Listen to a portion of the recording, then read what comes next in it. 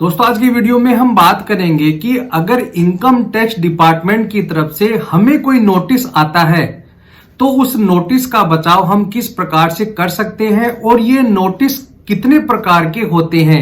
ये नोटिस 5 प्रकार के होते हैं और ये इनकम टैक्स डिपार्टमेंट की तरफ से किसी भी व्यक्ति को भेजा जा सकता है। नमस्कार दोस्तों, मैं हेमंत सैनी एडवोकेट और आप देख रहे हैं हेमंत LLB लॉ। जो इनकम टैक्स डिपार्टमेंट की तरफ से नोटिस भेजे जाते हैं उनका बचाव हम किस तरह से कर सकते हैं और वह नोटिस क्यों भेजे जाते हैं। अगर इन नोटिस का बचाव हमें पता है तो हम कानूनी कार्रवाई होने से बच सकते हैं। सबसे पहला नोटिस भेजा जा सकता है ITR नोटिस। अगर आपकी इनकम 2.5 लाख से ज्यादा है तो ITR की तरफ से आपको नोटिस भेजा जा सकता है। अगर आपने ITR फाइल नहीं भरी है तो यह हमेशा साल के अंत में भरी जाती है।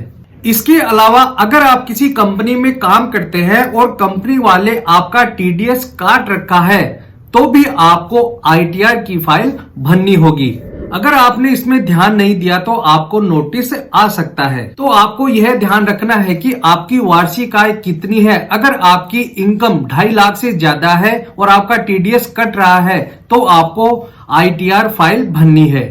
यह आपको ध्यान रखना है कि ITR की जो दिनांक है, जो डेट है, उससे 1 या 2 दिन पहले आपको ITR की फाइल भरनी है।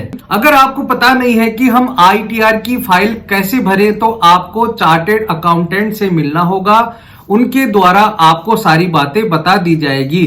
अगर आप ITR की फाइल नहीं भरते हैं तो आपको नोटिस आएगा। अगर आप समय पर ITR की फाइल भर देते हैं तो आप नोटिस से बच सकते हैं और कानूनी कार्रवाई से भी बच सकते हैं। मान लेते हैं कि अगर आपके पास नोटिस आ भी जाता है तो जो पेनल्टी आपको बताई गई है उसे आपको भरना होगा, तभी आपका बचाव हो सकता है। अब हम बात करते हैं कि वह दूसरा नोटिस कौन सा है जो इनकम टैक्स डिपार्टमेंट के द्वारा हमें दिया जा सकता है।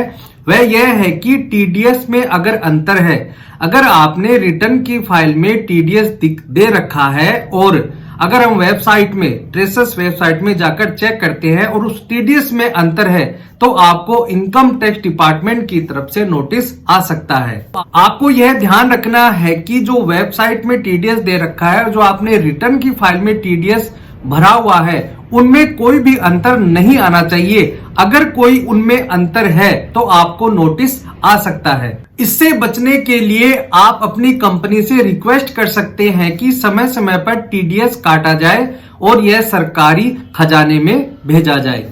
तीसरा नोटिस तब आ सकता है जब आपने अपने इनकम यानी जो स्रोत है इनकम के वह आपने इनकम टैक्स डिपार्टमेंट को नहीं बता रखा है या आपने रिटर्न फाइल में उसको नहीं दर्शाया है, तो इनके आधार पर आपको नोटिस आ सकता है। सेविंग अकाउंट या फिक्स्ड डिपॉजिट या RD से होने वाले ब्याज से कमाई, यह लोग रिटर्न में लिखना भूल जाते हैं। इस गलती के कारण आपको नोटिस आ सकता है। कई बार ऐसा हो सकता है कि आपके बैंक ने लोअर टैक्स स्लैब में आपका TDS काट लिया हो और आप अचानक से ही हायर टैक्स स्लैब में आ जाते हैं तो भी आपको नोटिस आ सकता है। ऐसी स्थिति में आप इनकम टैक्स डिपार्टमेंट की नजर में आ सकते हैं और आपको नोटिस भेजा जा सकता है। इसके लिए आपको बैंक स्टेटमेंट की जानकारी लेनी है और जो TDS कटा है उसकी भी आपको जानकारी लेनी है और जो आपको ब्याज अलग अलग जगह से मिल रहे हैं उनकी भी जानकारी आपको लेनी है। जब भी आप कभी भी रिटर्न की फाइल भरते हैं तो इन इनकम की जानकारी विस्तार से भरें। अगर आपने ऐसे कर दिया है तो आप ऐसे नोटिस से बच सकते हैं। अगर आपके पास नोटिस आ गया है तो आपको पेनल्टी भरनी ही होगी। चौथा नोटिस आपको तब मिल सकता है जब आपके बैंक खाते से कोई बड़ा ट्रांजैक्शन हुआ हो। मान लेते हैं कि आपकी वार्षिक आय 2 से 3 लाख रुपए है और अचानक ही आपके खाते में 10 से 15 लाख रुपए आ जाते हैं तो इनकम टैक्स डिपार्टमेंट की अगर आपके खाते पर नजर पड़ती है तो आपको नोटिस भेजा जा सकता है। इसलिए आपको ध्यान रखना है कि इस तरह के अगर कोई बड़े ट्रांजैक्शन होते हैं तो इसकी जानकारी आपको इनकम टैक्स डिपार्टमेंट को देनी है और रिटर्न की फाइल में उसको भरना है। अगर शेयर मार्केट में आपको कोई बड़ा फायदा हुआ है तो इसकी भी जानकारी आपको देनी होगी। अगर आपको कोई नुकसान हुआ है तो भी आपको इसकी जानकारी देनी होगी, ताकि आप नोटिस और कानूनी कार्रवाई से बच सकें।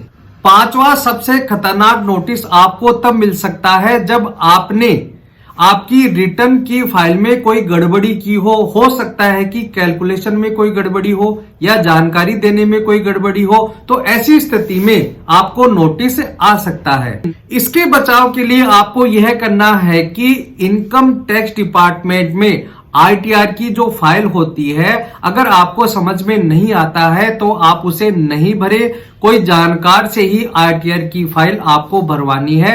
अगर गलत तरीके से आपने ITR में जानकारी भरी है और जानकारी आपके मुताबिक उसमें नहीं मिलती है तो आपको नोटिस भेजा जा सकता है। तो दोस्तों आज के लिए इतना ही। मैं उम्मीद करता हूं कि आपको ये वीडियो समझ में आ गया होगा कि आप इन 5 तरह के इनकम टैक्स डिपार्टमेंट के द्वारा भेजे गए नोटिस से किस प्रकार से अपना बचाव कर सकते हैं और इसके अलावा आपको साथ ही क्या करना चाहिए, मैंने आपको सारी बातें बता दी। तो वीडियो अच्छा लगा हो तो प्लीज इसे लाइक और शेयर जरूर करें, ताकि लोगों को पता लग सके कि हमारे इनकम टैक्स डिपार्टमेंट में होने वाले राइट क्या क्या है और हम क्या सुधार कर सकते हैं और किन गलतियों को सुधार कर हम लीगल नोटिस और कानूनी कार्रवाई से बच सकते हैं। ऐसे ही वीडियो के लिए मेरे चैनल को सब्सक्राइब करें, ताकि ऐसे ही वीडियो मैं आपके पास लाता रहूं। धन्यवाद।